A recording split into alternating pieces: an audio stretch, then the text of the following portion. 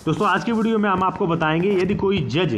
या कोई सरकारी कर्मचारी या कोई IAS IPCS अधिकारी जो है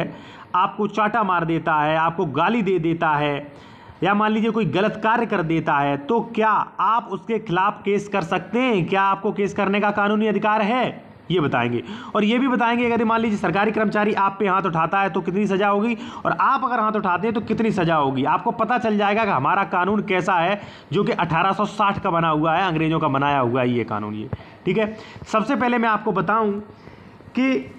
जो अपनी दंड प्रक्रिया संहिता की धारा 197 जो है वो ये प्रावधान करती है कि न्यायाधीशों और लोक सेवक, न्यायाधीश से मतलब सभी प्रकार के न्यायाधीश, एक जिला जज से जिला जज या मान लीजिए जो भी इसमें जज हैं, या मान लीजिए हाई कोर्ट का जज का मतलब कोई भी जज हो, जज या लोक सेवक। लोक सेवक से मतलब है जो सरकारी कर्मचारी है उससे, ठीक है, उनके अभियोजन के बारे में, यानी कि उन पर यदि कोई मुकदमा चलाया जाता है उनके बारे में प्रावधान किया गया है। तो उनके बारे में प्रावधान ये किया गया कि जब किसी व्यक्ति पर जो न्यायाधीश या मजिस्ट्रेट या ऐसा लोक सेवक था जिसे सरकार द्वारा उसके लिए मंजूरी से ही उसके पद से हटाया जा सकता है, यानी कि कोई लोक सेवक है उसे सरकार ही अगर उसे हटा सकती है, तो उसी सरकार से उस पर यदि आप अभियोजन चला रहे हैं, उस पर अगर मुकदमा करना है, तो यदि वो केंद्र सरकार का कर्मचारी है तो केंद्र सरकार से परमिशन लें, राज्य सरकार का कर्मचारी है तो राज्य सरकार से परमिशन लें, उस पर तभी मुकदमा लिखा जाएगा। उदाहरण मैं आपको दे दूं,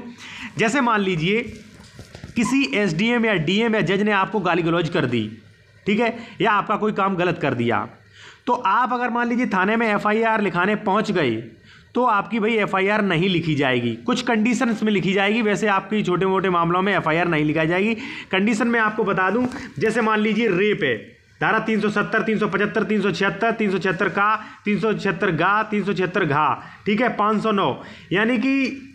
यही कुछ धारा हैं, इनमें ही डायरेक्ट जो है मुकदमा हो सकता है, किसी भी सरकार की मंजूरी लेने की जरूरत नहीं। लेकिन इसके बाद मान लीजिए आपको चाटा मार दिया या मान लीजिए आपको गाली दे दी, आपका काम कोई गलत कर दिया, तो ऐसे में आप डायरेक्ट उस जज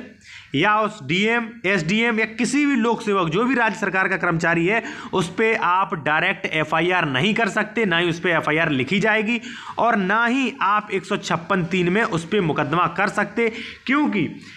जो अपनी दंड संहिता है उसमें इसकी जो धारा 197 है वो इसके बारे में प्रावधान करती है, यदि उन पर कोई भी मुकदमा चला रहे हैं आप तो पहले सरकार से परमिशन लें, यानी कि उनके उच्च अधिकारियों से परमिशन लें भाई,